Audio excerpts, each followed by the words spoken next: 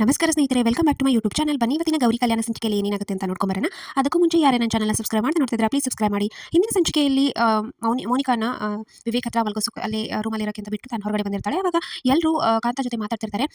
ಅಂತ ನಮ್ಮಿಂದ ಕ್ಷಮೆ ಇರಲಿ, ನಮ್ಮಿಂದ ಈ ಥರ ಆಗೋಯ್ತು ಅಂತ ಎಲ್ಲ ಕೇಳ್ತಿರ್ತಾರೆ. ಅದಕ್ಕೇನಿಲ್ಲ, ಪರವಾಗಿಲ್ಲ, ನನ್ನ ಮಗಳನ್ನ ನಾನು ತುಂಬ ಸೂಕ್ಷ್ಮವಾಗಿ ತುಂಬ ಕಾಳಜಿಯಿಂದ ಬೆಳೆಸಿದ್ದೀನಲ್ಲ, ಅದೇ ನನ್ನ ತಪ್ಪು.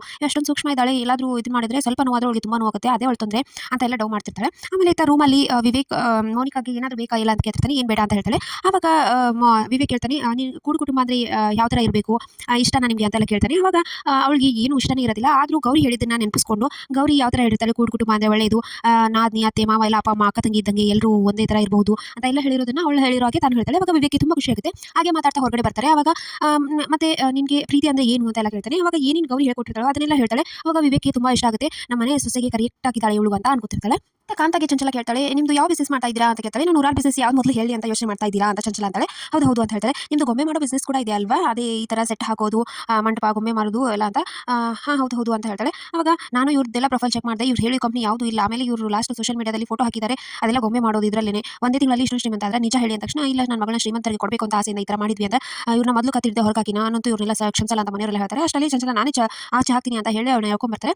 ಈತ ಸಡನ್ ಆಗಿ ಮನೆಯಲ್ಲಿ ಗೌರಿ ಅತ್ತೆಗೆ ಕನಸು ಬಿದ್ದಿರುತ್ತೆ. ಸಡನ್ ಆಗಿ ಹೇಳ್ತಾಳೆ, ನನಗೆ ಯಾಕೋ ಕೆಟ್ಟ ಕನಸು ಬಿತ್ತು, ಕಾಂತನ ಹಾಗೆ ಮೋನಿಕಾನ ಇಬ್ಬರು ಅವ್ರು ಗೊತ್ತಾಗಿ ಎಲ್ಲ ಹೊರಗಡೆ ಹಾಕೋತಾರ ಅಂತ ಹೇಳ್ತಾಳೆ. ಆವಾಗ ಗೌರಿ ಹಾಗೆ ಅವ್ರ ತಂಗಿ ಎಲ್ಲ ಹೇಳ್ತಾರೆ, ಒಳ್ಳೇದಾಯ್ತು ಬಿಡು, ಈ ಇದು ಕನಸೆ ನಿಜ ಆಗಲಿ, ಅವ್ರಿಗೆ ಗೊತ್ತಾದ್ರೆ ಆಗಲಿ ಬಿಡು ಅಂತ ಎಲ್ಲ ಹೇಳಿ ನೀನೇನು ಯೋಚನೆ ಮಾಡಬೇಡ ಅಂತ ಸಮಾಧಾನ ಮಾಡ್ತಾರೆ. ಆಮೇಲೆ ಈತ ಕಾಂತ ಹಾಗೆ ಮೋನಿಕಾ ಇಬ್ರು ನಾವು ಹೊರಡ್ತೀವಿ ಇನ್ನು ಅಂತ ಹೇಳಿ ಕಾಂತ ಹೇಳ್ತಾರೆ.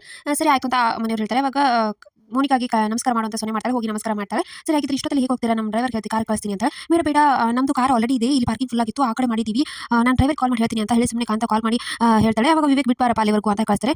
ವಿವೇಕ್ ಬಂದ್ರೆ ಗೊತ್ತಾಗುತ್ತೆ ಅಂತ ಹೇಳಿ ವಿವೇಕ್ಗೆ ನಮ್ಮ ಕಡೆ ಒಂದು ಶಾಸ್ತ್ರ ಇದೆ, ಹೀಗೆ ಹೊರಗಡೆ ಬಿಟ್ಟು ಬರಕ್ಕೆ ಬಂದ್ರೆ ಆಮೇಲೆ ಮದುವೆ ಸಂಬಂಧ ಕೂಡ ಬರೋದಿಲ್ಲ ಅಂತ, ಅದಕ್ಕೆ ಏನು ತಪ್ಪು ತಿಳ್ಕೊಬೇಡ ಅಂತ. ಸರಿ ಆಯ್ತು ಅಂತ ವಿವೇಕ್ ವಾಪಸ್ ಹೋಗ್ತಾನೆ. ಅವರಿಬ್ಬರೇ ಹೊರಗಡೆ ಬರ್ತಾರೆ. ಸಡನ್ ಆಗಿ ಆಟೋ ಬುಕ್ ಮಾಡಿ ಅಂತ ಹೇಳಿ ಕಾಯ್ತಿರ್ತಾರೆ. ಇದು ಚಂಚಲಾಗಿ ಡೌಟ್ ಬಂದಿರುತ್ತೆ, ಇವ್ರು ಯಾಕೋ ಹೇಳೋದೆಲ್ಲ ಸುಳ್ಳು ಅನಿಸ್ತಾ ಇದೆ, ಯಾವುದು ನಿಜ ಇಲ್ಲ ಇವ್ರ ಮಾತಲ್ಲಿ ಅಂತ ಅಲ್ಲೇ ಕಾಯ್ತಿರ್ತಾಳೆ. ಅಷ್ಟರಲ್ಲಿ ಅವ್ರು ಆಟೋ ಹತ್ತಿ ಹೋಗೋದನ್ನ ಚಂಚಲ ನೋಡ್ತಾಳೆ.